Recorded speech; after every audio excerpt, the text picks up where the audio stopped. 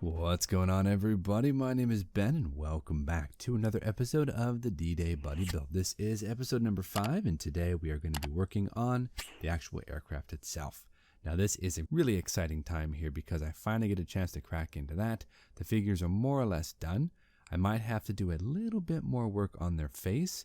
I was thinking about maybe adding in the eyebrows and maybe doing a little bit of highlight on the high points of their faces, like the foreheads, the bridge of the nose, maybe the tops of the ears, top of the cheekbones, maybe a little bit on the chin, depending on where the light would actually strike the face. But for right now, we're just going to leave it alone and we're going to jump onto the aircraft. So today we're going to focus on the cockpit. Now, the first stage right here is all the cockpit parts. And so let's go ahead. Just give it a look over here and see what we need. Now, in terms of paint, it looks like the majority of it is RLM 66. We have this right here in Vallejo Model Air. That should be perfect. I haven't used this stuff before, but it looks pretty decent. Now, also, we will need some flat black. And luckily for me, I have some flat black, all brand new from Tamiya, so that's good. I can use that. Everything else, though, appears to be just RLM 66 and flat black, so that shouldn't be too difficult. So let's go ahead and check out the parts. I'm going to open these part bags up and start preparing for actual work here on the cockpit. Now, I did want to show you one extra thing here. I had this book in my stash. This is the Offspring modeling manual here on the Focke-Wulf 190. It's got a lot of really cool pictures, and they have an entire spread on Black 13. Now, this is actually a little bit different. You notice here it doesn't have the end of the wing guns. It just has the two inner cannons. This is actually apparently one of the lightened versions that he flew. And I guess Priller flew a lot of aircraft that were named Black 13. This is just a lightened armament version for faster maneuverability. I don't know if this is actually what he would have been flying on the D-Day sortie, but we're not going to worry about it. I like the look of the 4 guns, so we're probably going to go with that. Anyway, lots of information here, lots of awesome stuff. So let's go ahead and dive right on in and see what we can do on the rest of the parts and start getting this thing assembled and getting ready for paint. So big stuff going on here, guys. Let's jump in, get it done.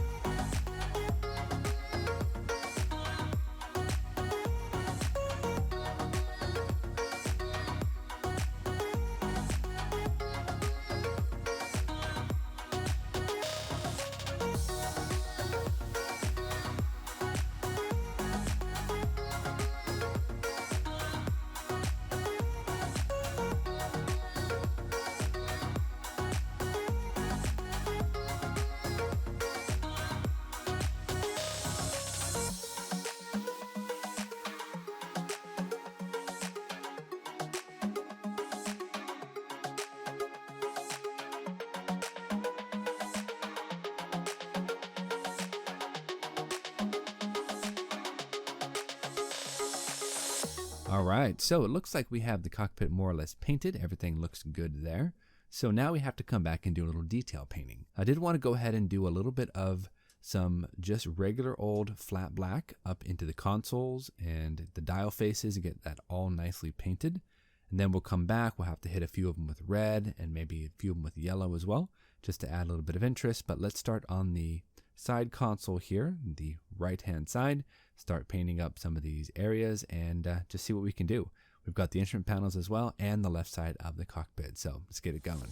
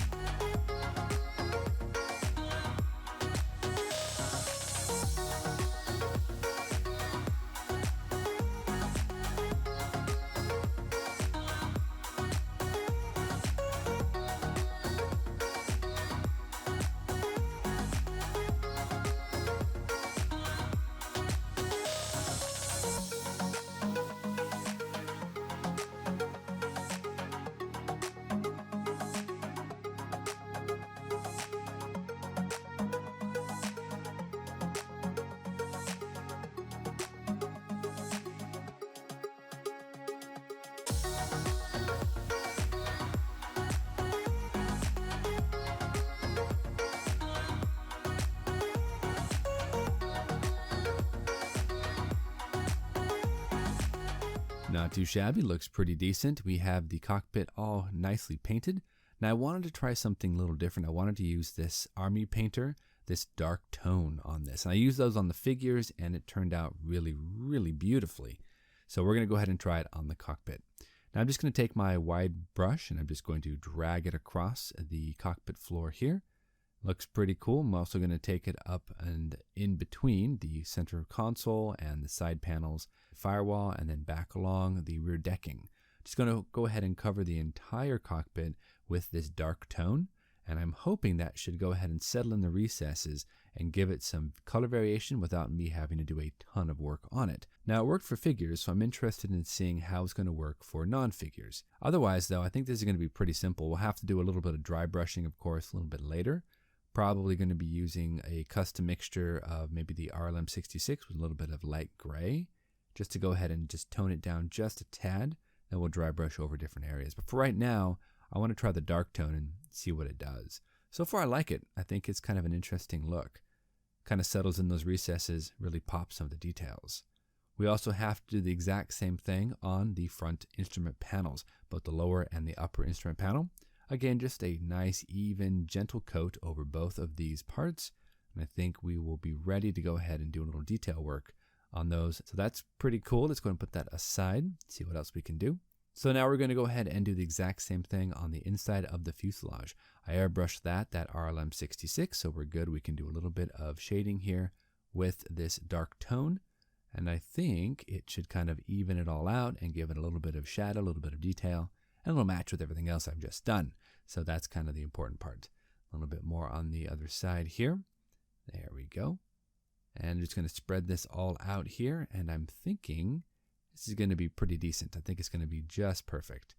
So yeah, I like the look of that. Amazing what a little wash would do, honestly. Really, really good. I'm glad I picked up that Army Painter set. I think I'm going to be able to use those a lot in my builds. Now let's go ahead and shift over to the pilot's seat. Now the seat itself is actually a little bit different than you would see, say, like on a Messerschmitt or something like that. This is actually, from what I've been reading, this is actually a seat that would have a seat cushion because the pilot would normally wear a backpack style parachute. So I guess this seat was specifically accommodating to those backpack parachutes, and they had a nice little pad at the bottom of the seat for the pilot to sit on. So we're going to go ahead and scratch build that. And we're going to use just some regular old paper towel. This is one of those that doesn't have a lot of pattern in it. It's just a very, very plain paper towel. So we're going to go ahead and cut this down to size so that it fits right in here in the bottom area. The paint should then absorb into the material, and I think will be really, really looking sharp. It's kind of hard to get in there, but I think that's about got it. Yeah, I like that. That looks good.